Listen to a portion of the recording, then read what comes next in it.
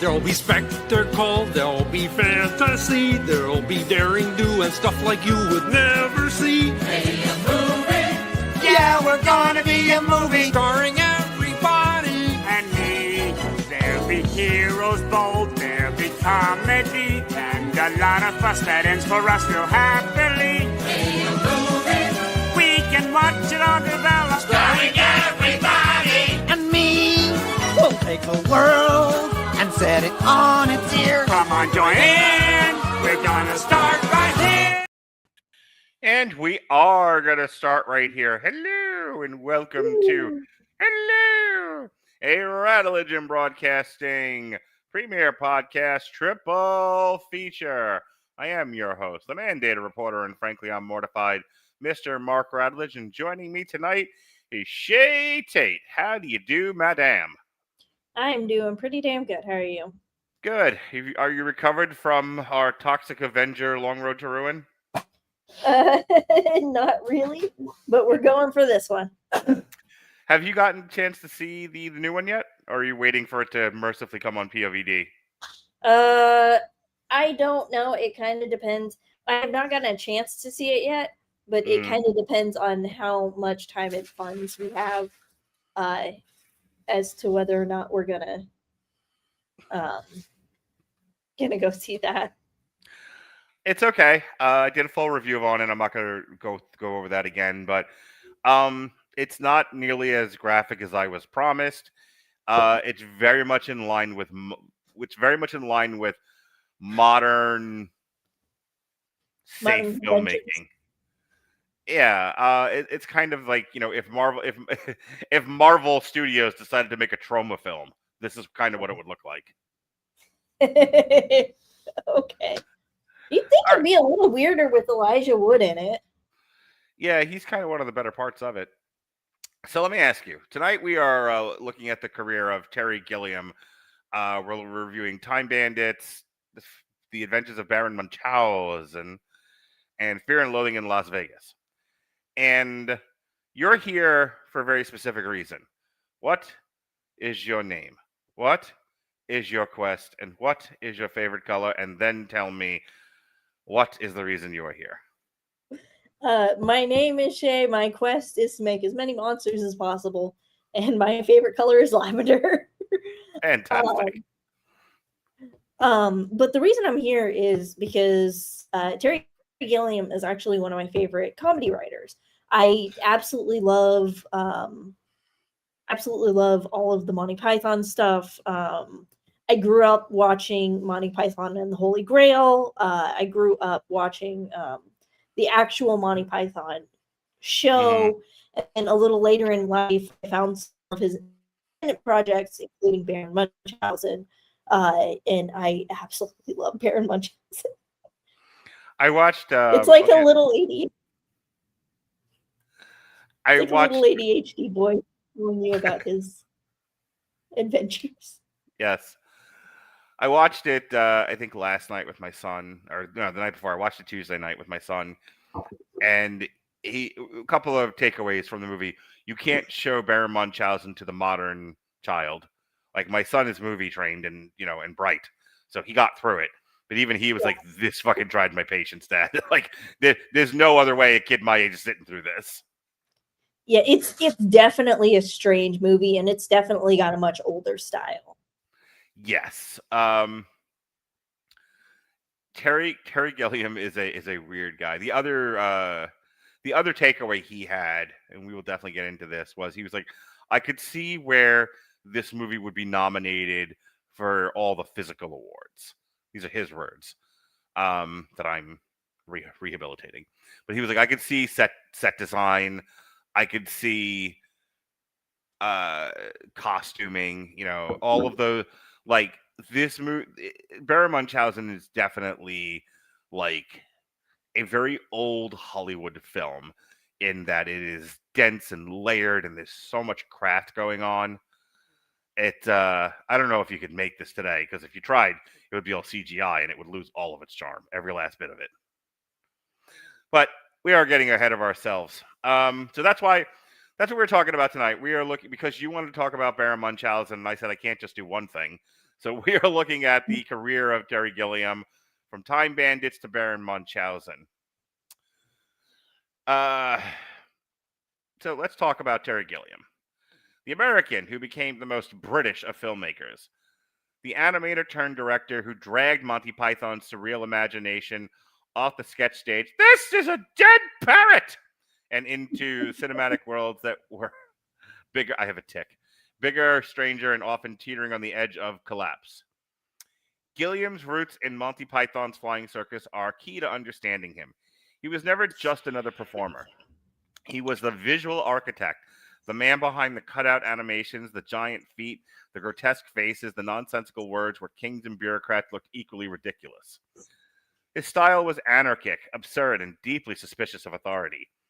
Those instincts never leave him. In fact, they became the foundation of his career as a director.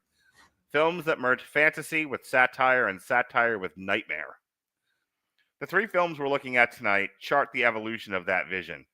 From childhood wonder to adult myth-making to psychedelic collapse. Time Bandits in 1981 is a children's fantasy about a boy who joins a band of dwarves, and boy does Terry Gilliam like his midgets, plundering history. But beneath its whimsy is a biting attack on consumerism and shallow parenting. The Adventures of Baron Munchausen, 1988, is an extravagant tale of impossible adventures and tall stories. A film that nearly bankrupted its studios, but stands as a monument to imagination refusing to die.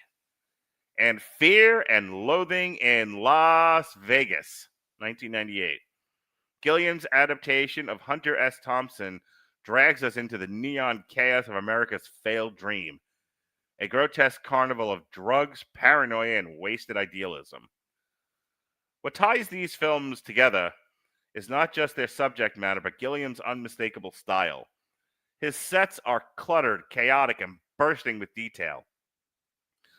His characters are grotesque, exaggerated to the point of cartoon.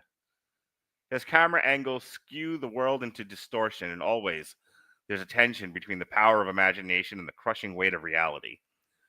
Whether that's parents glued to their televisions, governments besieged by war, or Vegas hotel rooms dissolving into hallucination. But Gilliam isn't just a director of films. He's a figure in film culture. He embodies the idea of the impossible project, the quixotic filmmaker who refuses to compromise even when it destroys him. From lawsuits to studio interference to ballooning budgets, Gilliam's career is as famous for its disasters as for its triumphs. And yet, that's exactly why he matters. In an age of safe franchises and corporate control, Gilliam stands as proof that film can still be bold, messy, personal, and unlike anything else. So tonight, dear hearts, we follow Gilliam through the Ministry of Silly Walks, and also three of his most defining works. From childhood dreamscape of Time Bandits through the mythic spectacle of Baron Munchausen to the American nightmare of Fear and Loathing in Las Vegas. Tonight, they tell the story of an artist who never stopped chasing imagination, even when the world, the studios, and sometimes reality itself told him, "No, you crazy person, no." All right. So, have you ever seen Time Bandits? Oh, she froze. Are you? Okay, I think you're back. One of us Am I was still frozen, frozen? yes. I can hear you now. I can hear you just fine. Oh, good. Yeah, I can hear you. So my question to you was, have you ever seen Time Bandits? I had not ever seen Time Bandits. But I was very pleasantly surprised. I actually really like Gilliam's younger audience films. I saw Time Bandits years ago when I was a kid. I almost certainly didn't get it, and it left my brain. And I'm fairly certain through this experience, I was confusing it with Ice Pirates until I sat down and watched it. Okay. I was also confusing the Adventures of Baron Munchausen with the Pirates of Penzance. I may be going through dementia. I'm not entirely certain. I mean, so So, Pirates of Penzance does have a really similar visual style to Baron Munchausen, and I think yes. that was very intentional. Terry Gilliam had a very, very classically theatrical style that he pulled into a lot of his films. Yes, for certain. I also, by the way, I didn't talk about it because, propriety, but I think I got into Monty Python when I was in high school. And I think I didn't watch the show until much later. So my first experience with Python is Monty Python and the Holy Grail, which 2/3 is the funniest fucking thing I've ever seen, and 1/3 falls off a cliff. Like by shortly after the Holy Hand Grenade, it kind of falls apart. It does get a little bit slower. I think that's one of the first Monty Python films that they've done. Yeah, for sure. I've since seen The Life of Brian. Always look on the bright side of life. Doo-doo, doo-doo, doo-doo, doo-doo. And I've seen The Meaning of Life, because all good boys should see The Meaning of Life before they graduate to hardcore pornography. I don't remember anything else by Monty Python. I would see the show years later, and I don't think I've ever watched the entirety of the series, but I've seen like the classic sketches. I've seen the Dead Parrot sketch, the Ministry of Silly Walks. I've seen a fair amount of it. One of my friends from high school was a huge fan of British comedy, and there was a fair amount of British comedy available just on like terrestrial and cable television when I was growing up. Like, Yeah. I remember on one of the latter down the dial terrestrial channels, like Channel 9 in New York, you could get Danger Mouse and the Benny Hill Show. Yo, I was much too young to be watching Benny Hill, but God, I thought that was the funniest thing ever when I was like 7. Like, Yakety Saxon, watching him chase tall women around, hilarious. So anyway, back to Time Bandits. Time Bandits came out in 1981. It's a British fantasy adventure film that was co-written, produced, and directed by Terry Gilliam. It stars David Rappaport, Sean Connery, John Cleese, Shelley Duvall, woohoo, Ralph Richardson, Catherine Hellman, Ian Holm, Michael Palin, Peter Vaughan, and David Warner. And the film tells the story of a young boy taken on an adventure through time with a band of thieves who plunder treasure from various points in history. This thing was budgeted at $5 million. It was a rousing success at making $42.4 million. So not every film he made lost money. What do you think of Time Bandits? I thought it was fantastic. I thought it was another absolutely fantastic children's movie in the same vein as Monty Python. It was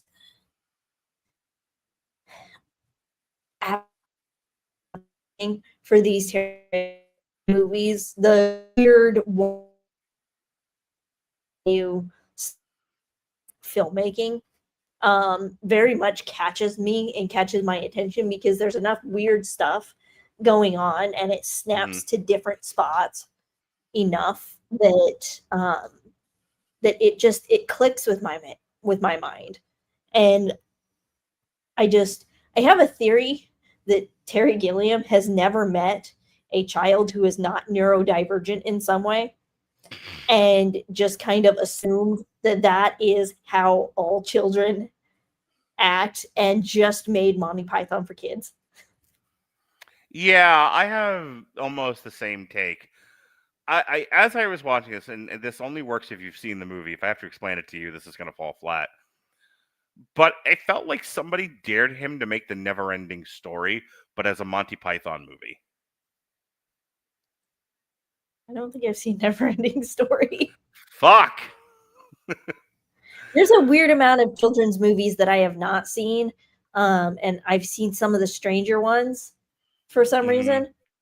You've seen... I'm not sure why. I think it might have just been what my mom was capable of being amused by. You've seen Return to Oz, right? I don't think I've seen Return to Oz either.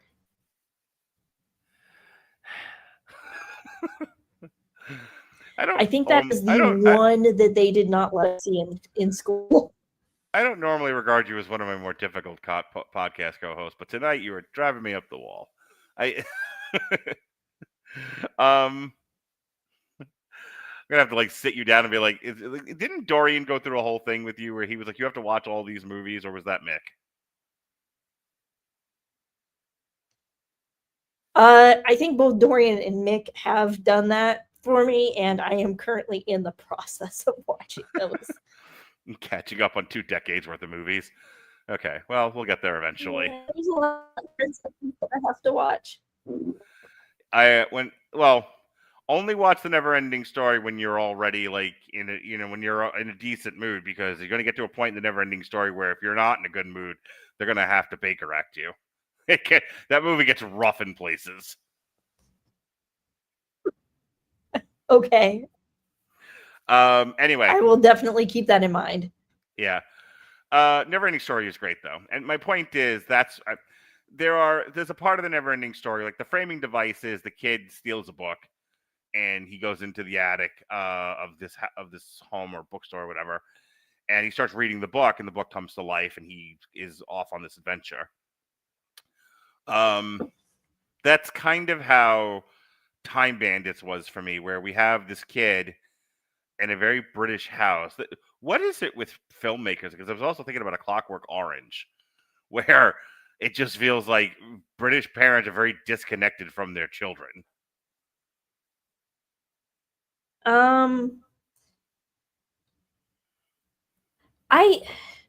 I think that might have been a parenting style. So I know in the the late 1800s up until like 1913 or something, the generalized parenting style was that you treat your children as though they are small adults. And there was no concept of a childhood or being involved with your children. If you had enough money, you did not raise your kids yourself. But I think that might have clung on a little longer in Britain than it did in America, because I know that America, starting in the 1910s, like right after the First World War, so 1913, 1920s, the concept of a childhood was a very big push. It's funny. I just reposted a TikTok review of a book I read about 20 years ago called Rejuvenile, which was celebrating carrying childhood into adulthood. You know, like adults who play kickball, collect Funko Pops, sort of a arrested development kind of a thing. But the implication being you do develop, you just retain your childhood interest into adulthood. Yeah, I don't think it's necessarily an arrested development. We find the things that make us happy when we're in childhood, so... Right. Well, I think that's related to Time Bandits. You know, now I'm thinking about Peter Pan, where somewhat of the moral of that story is at some point you must grow the fuck up and give up childish things. And, you know, and there's that push and pull of, why should I? Because it's good that you should, that's why. And therein lies the central conflict in Peter Pan. Yeah. And I think that's one of the things she's playing with here in Time Bandits is almost... That's why I brought up the parenting style thing, and I'm glad you illuminated it somewhat, because it very much feels like Terry Gilliam is taking the piss out of that idea. Like if you polled 100 years worth of British kids and asked them, did you love the way you were parented? I would imagine the majority of them would have said no, given a choice between loving doting parents and, you know, cold coworker as parent type feelings. They'd have chose the former, not the latter. And Terry Gilliam seems to be saying with Time Bandits, kids should be allowed to be kids and should have whimsy and fantasy, and parents should not throw cold water on that sort of thing. Yeah. But I also think about the ending of it, where they, you know, where God, who is a very, you know, dour British man, comes out of the fucking woodwork, and, you know, and the Time Bandits there, the midgets, are all just like, whoops, sorry. And they're like, it's fine. Clean the mess. Clean your mess up.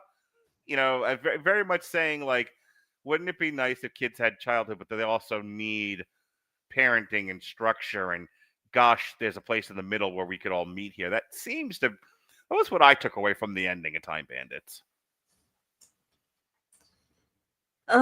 Yeah, and I honestly I hadn't really thought about that. I'm not a parent.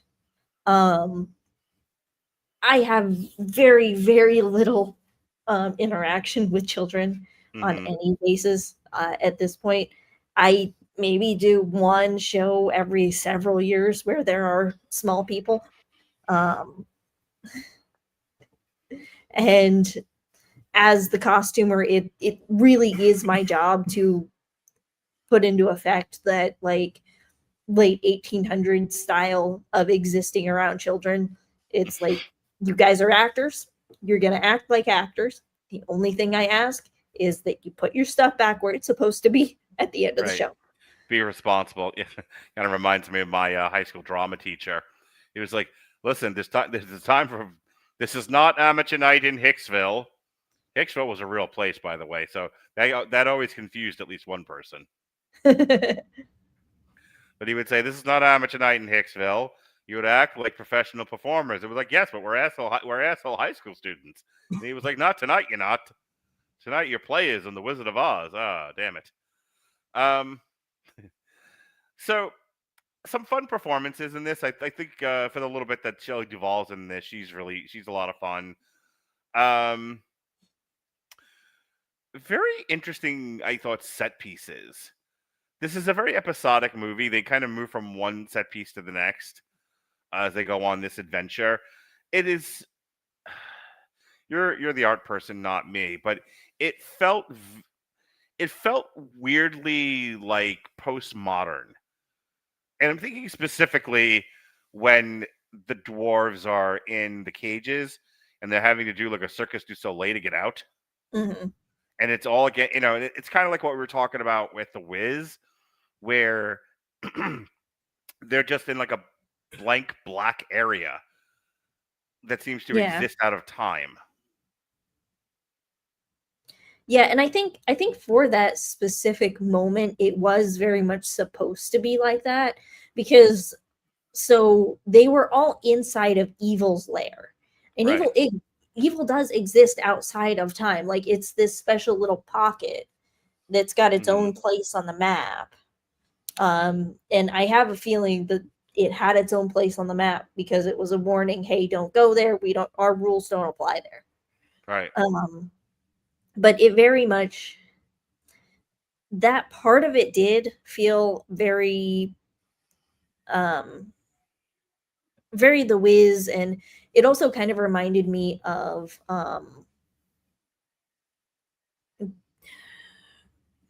Labyrinth. Oh, you saw that one? Yeah, I have seen that one. Oh, good. I love Labyrinth. But it did feel very much like Labyrinth, but also You it was remind me of the Babe. The Babe. The who? The what? The Babe. The Babe with the power. Power. about voodoo. Voodoo. Um, Voodoo. but yeah, it was very postmodern, and it was a very, very stark contrast to the sets that they were using previously. Mhm. The sets that they were using previously felt very like old Hollywood epic. Like it very much felt like they were reusing the sets from like Robin Hood um and Lawrence of Arabia. That's why the And budget was $5 million. They didn't have to build a single thing. Like, what are you? We're just gonna reuse these old sets. No one's using them. yeah.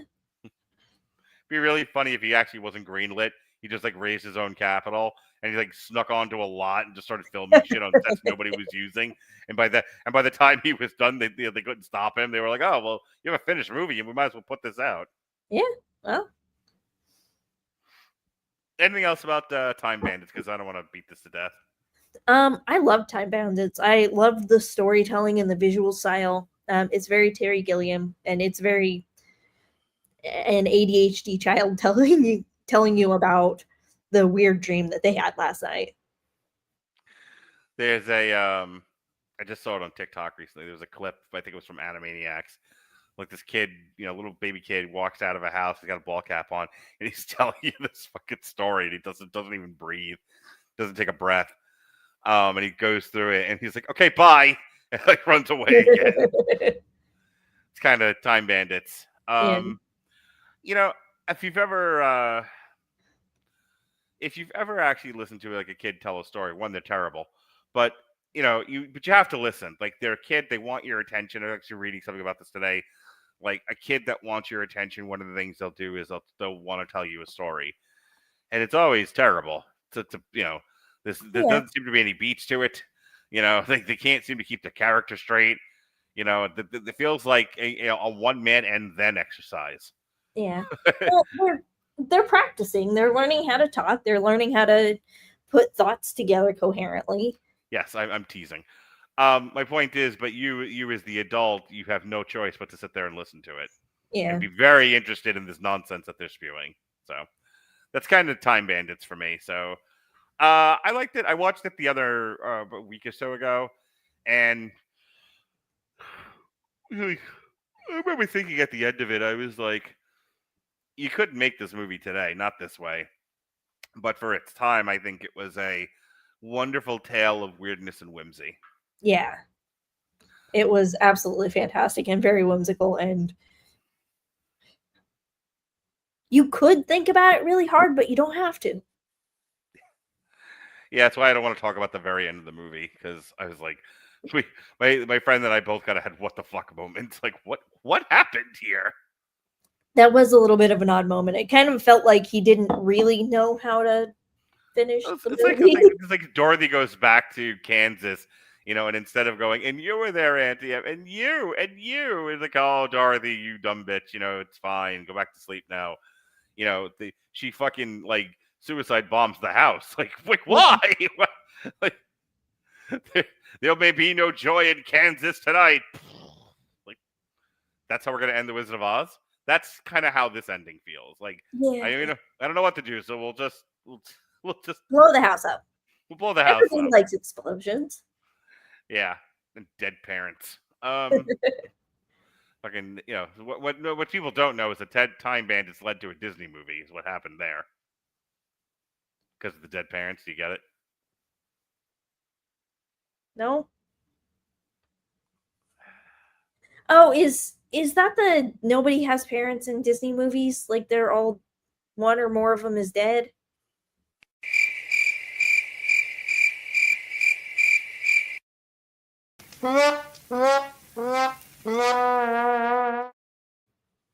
Yes, that would be the reason. All right. I don't think I've seen enough Disney movies. You're a weird chick, Shay. It's hard to pin you down. It's hard to pin you down. The Adventures of Baron Munchausen, the 1988 fantasy adventure film, co-written and directed by Terry Gilliam, starring John Neville, Eric Idle, Sarah Polley, boy, he likes to work with the same people. Oliver Reed, Uma Thurman, Jonathan Pryce, and Valentina Cortis. An international co-production of the UK, US, and Germany, the film is based on the tall tales of the 18th century German nobleman Baron Munchausen and his wartime exploits against the Ottoman Empire. The film, as you can guess, was a box office bomb, grossing only $8 million domestically and losing millions for Columbia Pictures. Despite this, it received positive reviews from critics and was nominated for the Academy Award for Best Art Direction, Best Costume Design, Best Makeup, and Best Visual Effects, and it absolutely earns all of that. Oh, yeah. No question about any of this. Yeah, on a budget of $46.6 million, it made like $8 million, so yikes. It did, however, win Best Costume Design, Best Hair and Makeup, and Best Production Design at the British Academy Film Awards. It won a couple of awards at Nastro d'Argento, and it was nominated for a bunch of Saturn Awards. So that is Baron Munchausen. The basic premise of this is in a war-torn European city in the Age of Reason, as the large Ottoman Empire prepares an invasion outside the city gates, Baron Munchausen goes on an adventure that will lead him back there to stop the invading Ottomans. And there's this is much like Time Bandits. This is very episodic. They kind of go from one set piece to the next. At one point, they end up in this really weird place where Robin Williams' head keeps coming off. It's the moon. Yeah, Robin they're Williams is on the the king of moon. the moon. Yes, and then they go from the moon to the sea where when Monstro from Pinocchio was hanging out, and then they get back to the city and they defeat the Ottoman Empire, and that's Baron Munchausen. So Shay, this is like the whole reason you're here. So I'll kick it over to you. Tell me about this movie. I loved Baron Munchausen so much. I watched it when I was already an adult. I think it was like 5 or 6 years ago that I first watched Baron Munchausen, but I absolutely loved it. I loved the nonsensical nature of it. I absolutely loved the acting and the costumes and the cinematography. This movie feels like an old, like 1800s stage play meant for children. Yeah. And it absolutely tickles every piece of that, like, stagehand and costume designer part of my brain. And the nonsensical storyline is something that I very much like. I don't necessarily need like a lesson or a solid like through plot Right. in a movie. It does need to have some kind of movement to it, and some things need to happen. And this movie definitely hits that there is movement and some things happen. And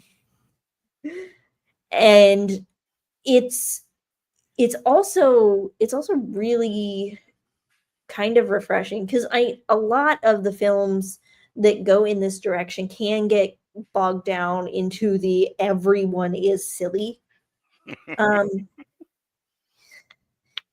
trope, and this one actually doesn't, because the entire time the kid is concerned about her family. That kid is the best part of this whole movie. Like, John Neville is great. Do I have that right? John Neville? Yeah. John Neville is great, and I think he's like perfect casting. But that girl is the backbone of this movie. She has no time for his fucking around. Oh yeah, it is, and she is fantastic. And she gets more and more frustrated every time they go off and do some shit. And it's really fantastic, because she does push the plot forward along. And she is very much the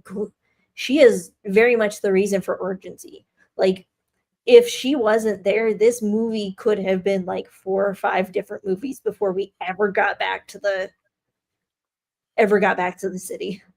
Well, it's funny, I brought up Peter Pan before, and the first thing I thought of was how she's kind of the Wendy of this thing of like, look, I like fucking around as much as the next person, but like the shit that needs to be done here. There's a time for play, and there's a time for being a grown up, and it's funny because without her, Baron Munchausen is very much okay with just bouncing from one thing to the next, and nobody else has the wherewithal, the toughness, or frankly the courage to challenge him. But this girl does. Yeah. Which I think is great. That girl is everybody who's ever worked on a team project that, was like holding all the various strings together while everybody else was, picking their nose and falling over backwards. Yeah. I got about to the part with the moon, and I'd lost track of time. And I looked at my son and I said, "This has got to be over soon, right?" And he goes and checks the time, and he was like, "There's still another hour to go." And I almost turned it off. I was like, "Oh my god, this movie feels this is somewhat of a craft thing. This man tells no lies."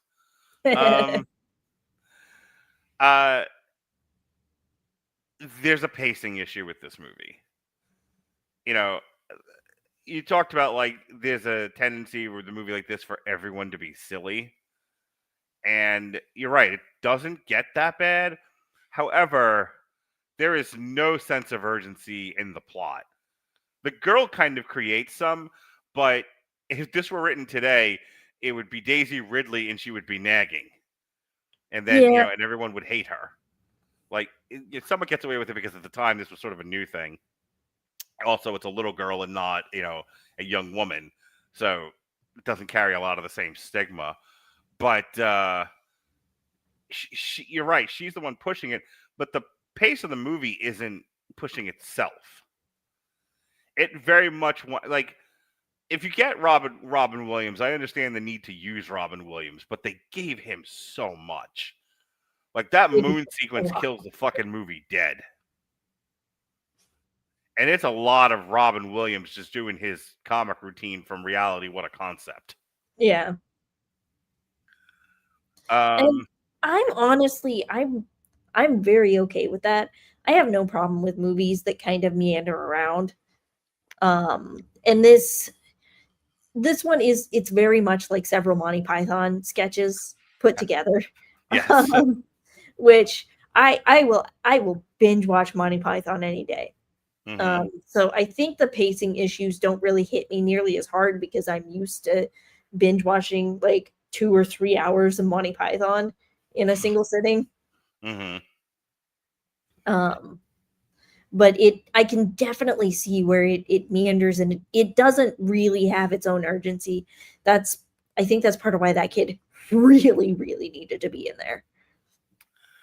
I think also, like, if you look at the structure of a Monty Python show and then individually its skits, I'll take the most famous one, Dead Parrot. What's funny about the Dead Parrot sketch is, like, the premise itself is he's trying to return a dead bird, and the pet shop owner doesn't want the dead bird back, doesn't want to give him his money back, so he wants to convince him that the parrot is just fine. It's either sleeping or it's molting or it's mulling its financial data, like it's something, and the guy with the bird is like, no, the bird's fucking dead, asshole. It's dead. And if this had been America, that's exactly what he would have said. It's like, this fucking bird is dead. Give me my money or I'll kill you. But this is this is England. So, it's the repetition. It is a very funny way of saying the same thing 87 different times, which, as somebody who does that kind of sense of humor, and I grew up on the of British television somewhat, like, that's what makes it funny. Him exasperatedly telling the guy, this parrot is fucking dead, fuck off. But finding 20 different ways to say it. This parrot is no more. He's gone from beyond this life. He's just on and on and on. And every time he does it, it's like a song, it's like it's poetry, it rhymes. Like, every time he does it, it just gets funnier and funnier because, like, how many more different ways can he say the same thing? And yeah, this movie doesn't do that. It does what a movie should. It shows you, it doesn't tell you. But showing you somebody doing the same thing with that same rhythm is not the same as watching somebody say the same thing 20 different ways. So so you have to be very patient with John Neville running around with a circle with his crotch on fire, or this movie loses you instantly. And again, you have Robin Williams, and now it's Robin Williams. Now it's Robin Williams doing 20 minutes of the same thing. And then it just kind of goes on like that. So, yeah. I mean, to be fair, if you put Robin Williams in anything, it just ends up being Robin Williams doing about as much as he has time for doing his Robin Williams thing. You want to see Robin Williams being managed? How about Aladdin? Oh, okay. Obviously they gave Robin Williams a lot in Aladdin. That's a classic example of, if you have Robin Williams, you use him. But he doesn't take over the whole movie. They gave him certain segments, and he was allowed to riff on those segments, and then that was the end of it. Then we were on to storytelling. Trying to think of some other big time Robin Williams things. Like, the guy can act. When he went through his drama period where it was like he was doing either like thrillers or dramas. So like his Death to Smoochie era, where somewhere in there he does Good Will Hunting, and then this all crashes and burns with, I think it's Patch Adams. Like you get to see where he can obviously control himself, but when you don't let him control himself and you just like go crazy, Robin Williams, all right, he'll give you crazy, but you can't let it take over the whole movie. And the scene with Robin Williams here, that's exactly what happens. Yeah. The scene on when they finally get back to the city and they're on the beach with the Ottomans, and they go through the whole scenario of they just don't have it anymore, and and Baron Munchausen just fucking gives up. Another pass through editing would have been nice. A little too long to get there. My thought. Anything else about Baron Munchausen?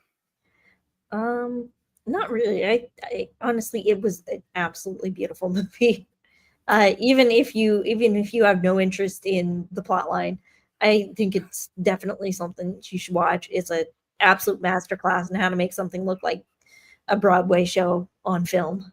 I was going to say, if you're teaching, in a film school, and you want to show the class something where the plot and the performances really don't matter, you're showing it to them for people who want to eventually become set designers, this is the movie to show them.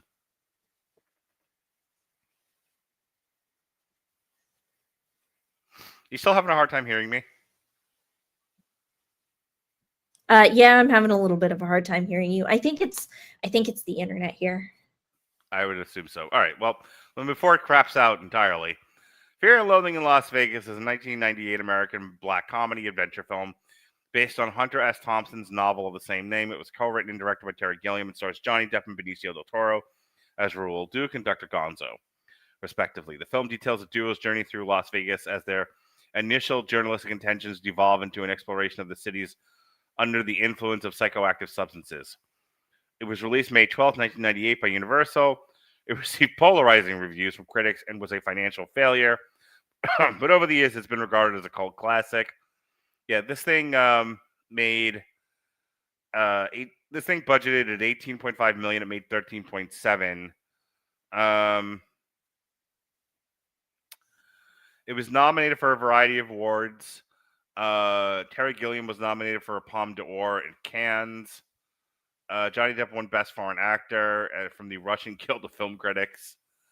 It was also nominated for a Stinker's Bad Movie Award, so that's fantastic. So the basic premise of this movie is Johnny Depp and Benicio del Toro are driving to Las Vegas, and they are fucked up on all kinds of drugs. And they get to Las Vegas, and they are fucked up on all kinds of drugs. And at some point, Johnny Depp stays in Las Vegas, but Benicio del Toro goes home, and they are fucked up on all kinds of drugs. And eventually, Benicio del Toro comes back and meets up with Johnny Depp, and they are fucked up on all kinds of drugs. And then the movie ends. Yeah. Fear and Loathing in Las Vegas. I'll start. It's not that I don't enjoy a good drug movie. Like, one of the very first on trials we did, especially during the video era, was I made Sean watch Spun. And I like Spun because it's about meth heads. And it's about what meth heads do. But, like, a different movie, same era, Clerks. Kevin Smith wanted to make a movie about what it was like to run a convenience store, to be a shiftless layabout in your 20s and going nowhere, nothing jobs. What is this like for them? But it was his commentary on the suburbs, retail, the bourgeoisie, the blasé-moi, all of it. Just, it's Kevin Smith kind of waxing philosophical about the life he had lived up to that point. But Clerks has a plot to it, to a degree. Randall's not supposed to be there that day. I think it's Randall, whichever one it is. Dante was the one that wasn't supposed to be there that day. Randall was. Right. Dante's not supposed to be there that day. And because he is there, various things happen. They get caught up in all kinds of misadventures. And eventually this leads to sexual assault, as all things do. Clerks, everybody. Now, Spun. This is about meth heads. This is what meth heads do. Follows a very similar thing. We get to see meth heads in their natural environment. We watch them do meth. But things happen because they are doing meth. These things might not have happened had they not been doing meth, but they do happen, and these meth heads have to deal with it. Spun. And I'm watching Fear and Loathing in Las Vegas, and they are fucked up on drugs the entirety of this movie. And all that seems to be happening is that Hunter S. Thompson is not doing a very good job of his job. And Benicio del Toro, as his handler, is not doing a very good job of handling him. Why? Say it with me now. Because he's fucked up on drugs. And I can only take that for so long. Yeah. I think Johnny Depp gives a very Johnny Depp performance. He does. I saw a lot of the other performances that he gives in this. This feels like earlier ring work for what he's going to come up with for Jack Sparrow. Yeah, it feels like a combination of Jack Sparrow and his Willy Wonka. God, I fucking hate this Willy Wonka. Every time one of you nits tells me how great Tim Burton is, I look at that movie and go, no. Yeah, that was definitely not. I really liked the video game. Really, the Chocolate Factory video game for the GameCube was a lot of fun. I believe you. When I was preparing the notes for tonight's show, I was going through some things with ChatGPT, fancy, and I said, you know how like it's a very British style comedy thing to mumble, and ChatGPT said yes. It is a very British thing, kind of mumble to yourself and, kind of having an inner monologue that's also an outer monologue. And I was like, okay, so I'm not just imagining that. No, you're not imagining that. And I said, oh, okay, wonderful.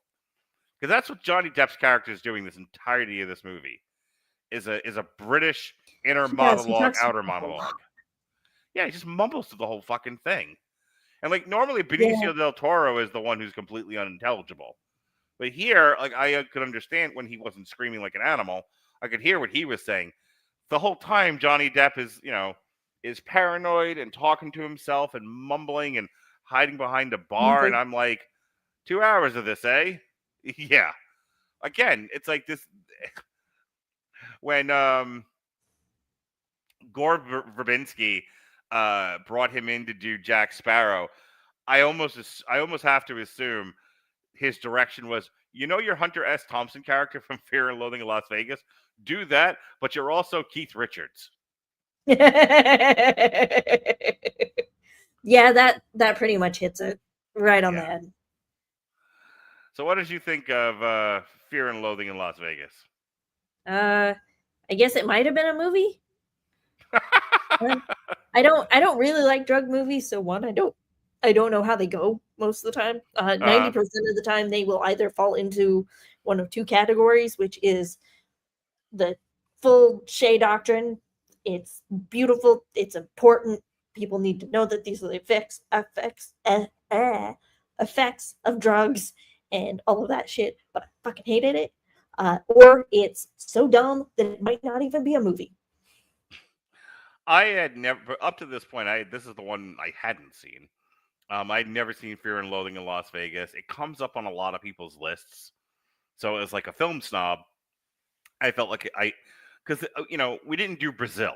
We could have done Brazil. That's Terry Gilliam movie. That one I think he actually won awards for, and one I haven't seen yet. Mm-hmm. So it's like it's on my list of things to see. Yeah, it's on my list of things to see. I know everyone tells me I should see it as a film snob, but I chose to do Fear and Loathing in Las Vegas instead. One, because I thought I would like it, but also because so many people. It's kind of like Swingers or Lock, Stock, and Two Smoking Barrels. It's one of those movies that I feel like everyone's seen except me. And they just think it's the best thing ever. It's not quite people's reaction to Fight Club, but it's still one of those where if you're at a party when people used to have those, and you're socializing with other people in real life, which may sound strange to you Gen Z people out there, but this is a thing that used to happen amongst mortals. Is we would find a domicile, some sort of institution, a building perhaps, a home even, and we would bring food and drink and make merry. And while we were there, before the fornicating would begin, we would talk to each other like humans. And if you found you find a group of people, see, I can get away with this because I'm enunciating and not mumbling. See, there's the difference. We would talk to each other. We would say, "I am a film person." And another person would turn around, normally a guy, and he was, "I am also a film person." And then he would stand 12 paces, and they would draw. And by draw, I would say, "Have you seen?" And this is where you try to trip him up. Well, have you seen Reservoir Dogs? Have you seen Donnie Darko? Oh, well, if I known it was going to be that kind of party, I'd stuck my dick in the mashed potatoes. Have you seen Requiem for a Dream? And this goes on. So one of the things that people would say is, have you seen Fear and Loathing in Las Vegas? And it's either that or The Big Lebowski. And I'd seen parts of The Big Lebowski. And I feel like Fear and Loathing in Las Vegas, I feel like it's one of those movies that is vague enough that the people who want to seem smart will tell people that they love it and that it's got such a deep meaning. Can we talk about that for a second? I don't think it's really as deep as film dudes think it is. I think it's literally about two dudes that went on a drug bender. Well, that's the thing. Is like people really do conflate meaning for drug addled. And some of it's because sometimes the twain shall meet. Like, if you've ever talked to somebody who's been on, like, a mescaline trip, or done, like, peyote or some shit, they've gone on a vision quest. Like, people will swear by those. But look, not every time you ingest substances are you going on Homer's fucking trip out. Like, not every drug-addled fiasco is a vision quest. Aren't a lot of those vision quests, like the peyote and the mescaline, aren't a lot of those basically you are guided through this very specific experience it's like a very loosey-goosey EMDR. Yeah. Yeah, it's guided meditation just with drugs. But if you do, but if you're at Aunt Tilly's house and you happen to be doing peyote, it's not going to be the same experience.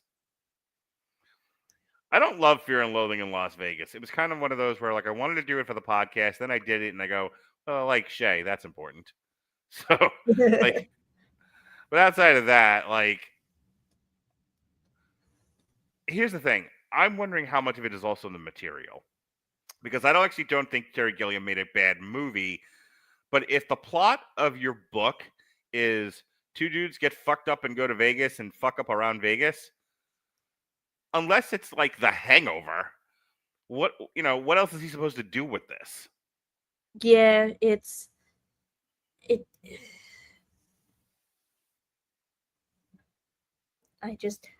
don't know. I don't really know what he would do with that. Also, I'm not sure Terry Gilliam has done a drug. Like, this is basically how I would direct a drug movie, primarily because I don't know what drugs do to you. Because I've never done anything harder than a cigar. Really? You never smoked pot? I had a puff of pot once, and I fell asleep. That sounds about right. There's a reason they called it Puff the Magic Dragon. Oh. I'm so tired. So anyway, I'll give you the last word here on Fear and Loathing in Las Vegas. Like I said, I think Johnny Depp's doing his level best. I think Benicio del Toro's doing his level best. Was it Topher? No, not Topher Grace. It was not Elijah Wood. Who the hell am I thinking of? The kid who played Spider-Man first. Tobey Maguire? That's the one. Tobey Maguire as the hitchhiker actually cracked me up. That was pretty funny. just seeing him there and seeing him that fucking confused. So, anything else about Fear and Loathing in Las Vegas? Otherwise, we'll call this a night, and you have to go do podcasts from a better place with the internet. Yeah. Honestly, I think the thing that I liked most about Fear and Loathing in Las Vegas was seeing Benicio del Toro shirtless most of the time. That's what does it for you? Yeah. It's fair. All right. Well, if that's the case, then, unless you've got anything else about Terry Gilliam, I do want to end with this. So, these are the 3 movies that I picked. One you picked because it was Baron Munchausen, but he's done The Holy Grail, Jabberwocky, Brazil, The Fisher King, 12 Monkeys, The Brothers Grimm, Tideland, The Imagination of Dr. Parnassus, The Zero Theorem, and then finally The Man Who Killed Don Quixote, which apparently is quite legendary for its behind-the-scenes shenanigans.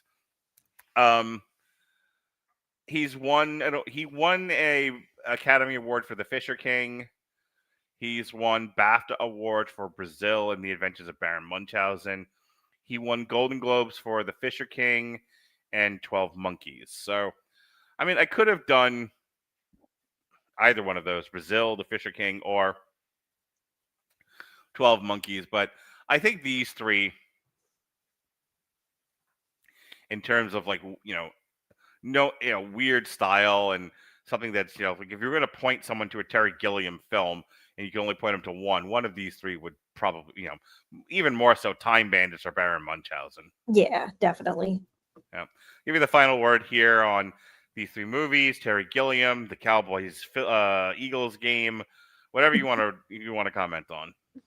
I love Terry Gilliam's children's movies. They hit the ADHD part of my brain, and I absolutely adore them. The Fear and Loathing just kind of was not my thing. I'm sure somebody loved it. I do not. Okay. Well, now you get a break. You're like, two shows this close together, I can't do it. Well, good, because you won't be back for a while. I think the next time you're back is October, and we do another double. Yes, that's right. I have you 2 weeks in a row.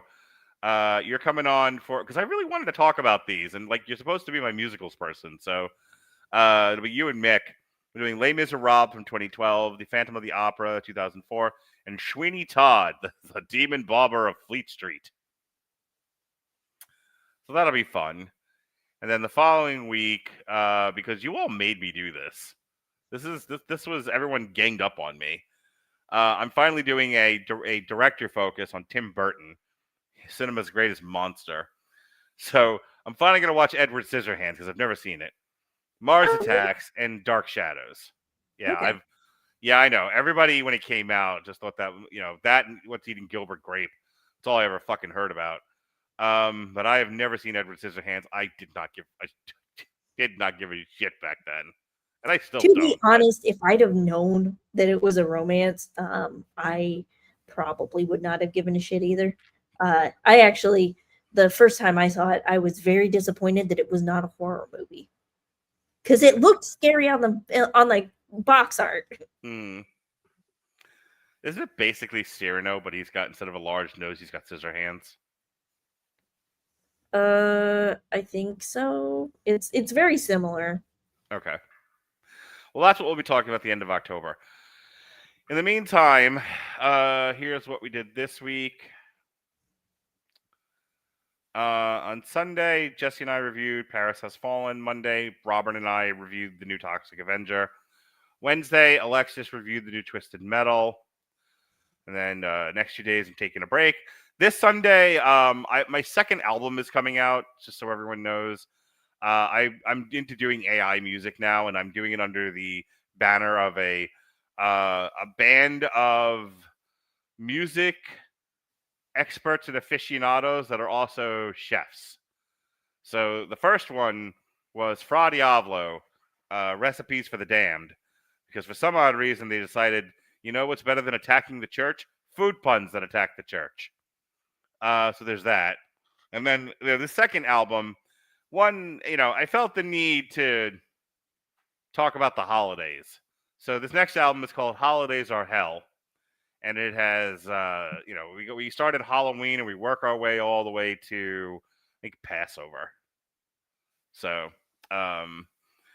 it's good stuff. I actually think it's better than the first one. So I'm hoping everyone will check it out. That's Fra Diavolo, Holidays Are Hell.